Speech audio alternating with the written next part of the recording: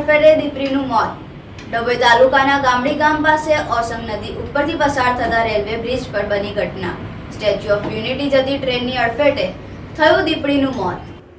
Railway વિભાગે one વિભાગને કરી જાણ। વન વિભાગે મૃત દીપડીનો કબજો મેળવી પશુ હોસ્પિટલ ખસેડી મૃત પામેલ દીપડીની 3.5 વર્ષની ઉંમર દીપડીના પોસ્ટમોર્ટમની કાર્યવાહી બાદ વન વિભાગ દ્વારા અંતિમ સંસ્કાર કરવામાં આવ્યો હતો। ડભોઈ તાલુકાના કરનાળી ગામડી વચ્ચે ઓરસંગ નદી પરથી પસાર થતા રેલવે બ્રિજ ઉપર સ્ટેચ્યુ ઓફ યુનિટી જતી રેલવે ટ્રેનની અડફેટે દીપડી આવી જતા આ વાતની રેલવે વિભાગને જાણ થતાં તાત્કાલિક તેઓ દ્વારા વન વિભાગને જાણ કરતા વન વિભાગ દ્વારા તેનો કબજો મેળવી પશુ હોસ્પિટલ ખાતે દીપડીનો પોસ્ટમોર્ટમ માટે કાર્યવાહી બાદ વન વિભાગ દ્વારા તેનો અગ્નિ સંસ્કાર કરવામાં આવ્યો હતો। જ્યારે કે ત્યાં જાણવા મળતી માહિતી મુજબ પણ વિભાગની બેદરકારીના કારણે આ બીજો બનાવ બન્યો હતો। અગાઉ પણ ગામજનોએ પાંજરા મૂકવાની વાત કરી હતી, પણ વન વિભાગની બેદરકારીને કારણે બીજા દીપડાનું મોત। હજુ પણ ગામમાં કેટલાક દીપડાઓ જોવા મળ્યા છે। જો વન વિભાગના અધિકારીઓ જાગે અને પાંજરા મૂકવામાં આવે તો મૂંગા પશુઓનું અકસ્માતે મોત ના થાય।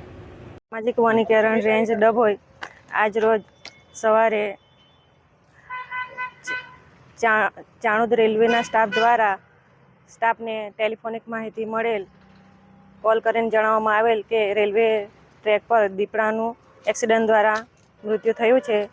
તો તાત્કાલિક સ્ટાફ અને નેચર સેવિંગ ફાઉન્ડેશનના વૈભવ પટેલ તથા તેમની ટીમ સ્ટાફ સાથે ત્યાં તાત્કાલિક સ્થળ પર પહોંચી અને નેચર હેલ્થ ફાઉન્ડેશન જીગાભાઈ ચાણોદ NGOના એમના ટીમ સાથે ત્યાં પહોંચી અમો સ્ટાફ સાથે વધુ તપાસ કરતા રેલવે ટ્રેક પર દીપડાનો મૃતદેહ અમને જોવા મળેલ અને વધુ તપાસ કરતા માદા દીપડી છે, 3.5 વર્ષની છે અને તેઓને અમે રેન્જ કચેરી લાવી તેમનું મોજમાપ કરી અને PM અર્થે પશુ દવાખાને લઈ ગયેલ બાદ PM કરી અમે અગ્નિદાહ આપેલ છે। અગાઉ આ બનાવ બનેલો છે તો રેલવે દ્વારા તેમાં આગળની કાર્યવાહી શું કરી? મૃત જણાયા